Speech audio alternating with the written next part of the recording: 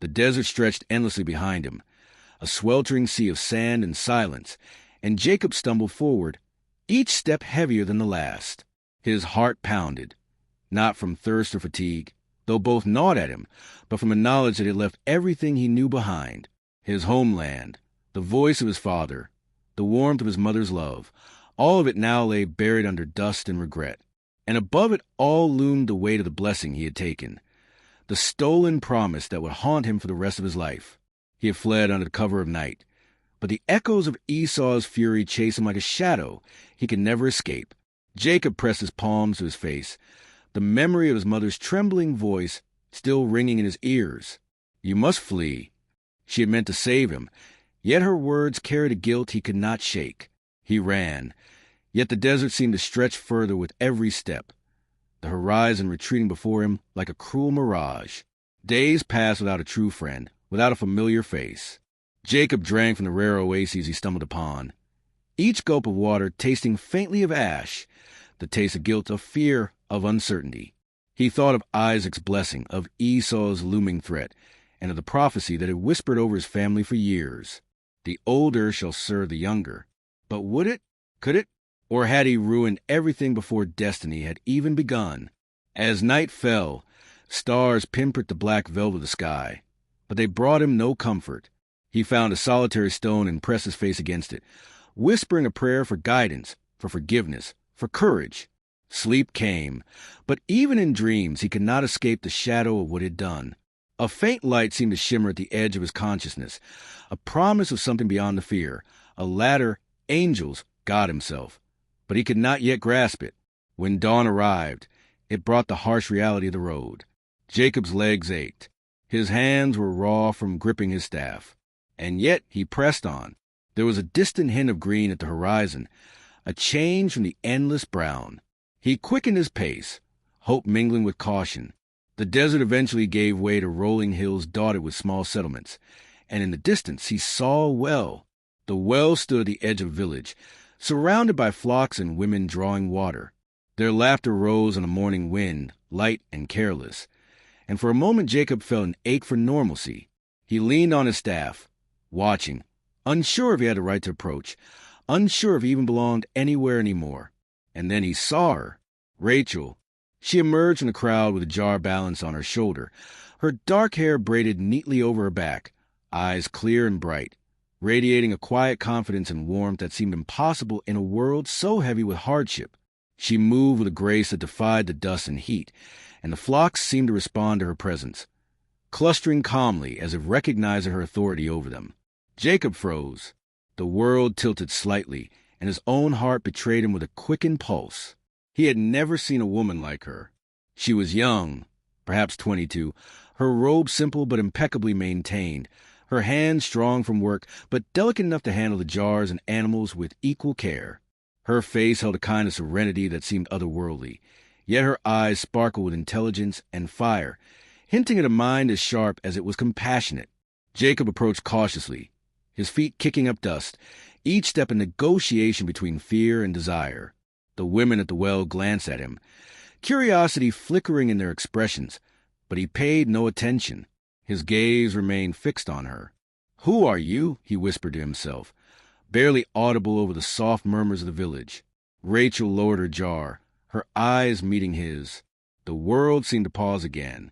He was an intruder, a stranger with sand in his hair and fatigue etched into every line of his face, yet her eyes betrayed no judgment, only an unspoken recognition. Jacob's throat tightened.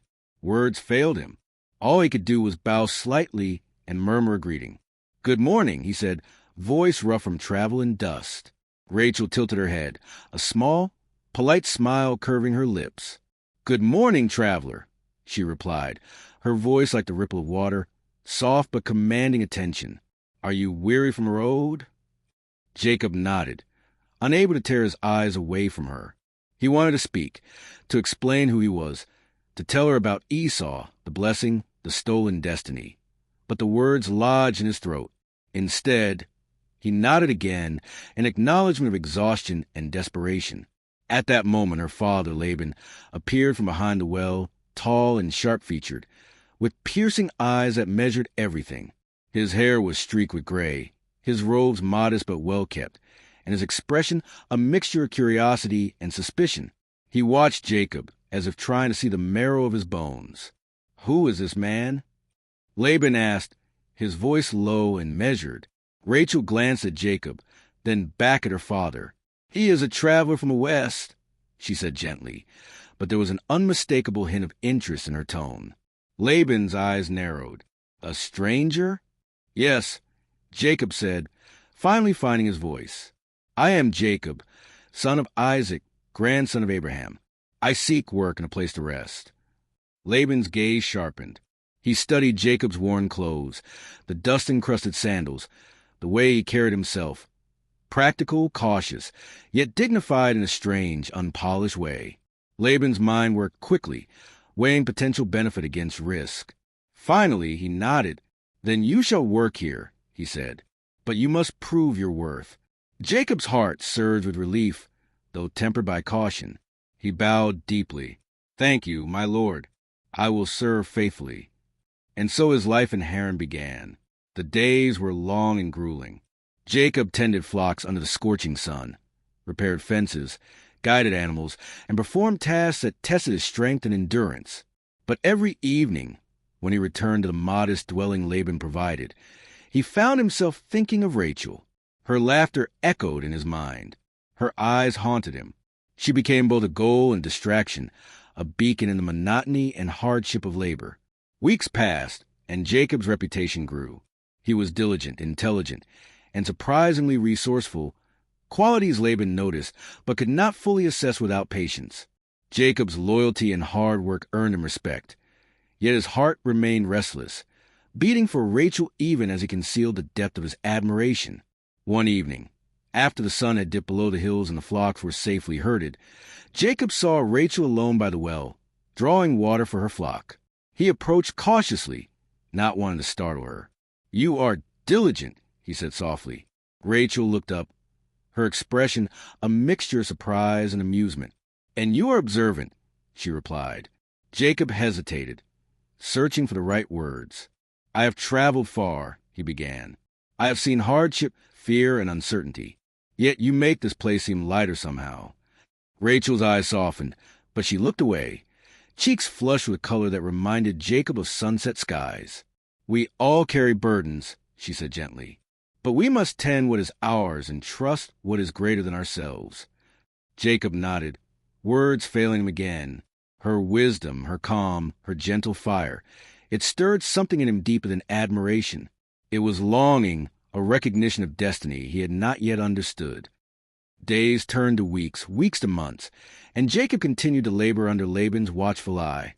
Laban, cunning and calculating, began to test Jacob's loyalty and patience.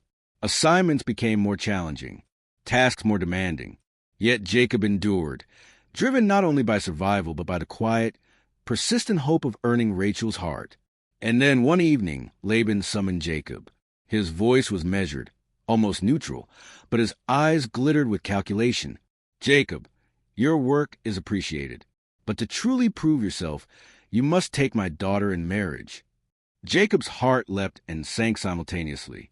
His entire being ached for Rachel, yet the weight of labor, loyalty, and tradition pressed upon him.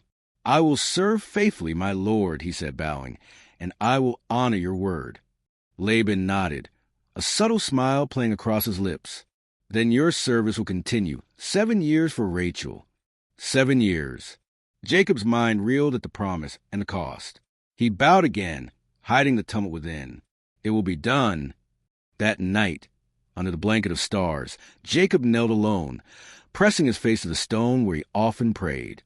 "Lord," he whispered, voice breaking, "you have brought me here. You have set this path. I do not understand all, but I will walk it. Protect her. Protect us. Let destiny be fulfilled." Somewhere nearby, Rachel slept, unaware of the dreams and prayers of the man who would become her husband, unaware of the devotion that had taken root silently but irreversibly in his heart. And in the quiet of the night, Jacob felt a shift, not in the land, not in the people, but in himself. A stirring, a whisper, a promise that the years of toil and longing were only the beginning, that the road ahead though fraught with challenge and heartache, was a path that would shape kingdoms and lives beyond his comprehension. For Jacob had arrived, yes, but his journey had only just begun, and the ladders of heaven, the wrestlings with God, the betrayals and reconciliations yet to come, all waited patiently for the man who had dared to flee, who had dared to hope, and who had dared to love across the sun-baked hills of Haran. The story of Jacob and Rachel, of labor, love, and destiny, would soon ripple far beyond the hills of a small village, and the world, though unaware, would never be the same.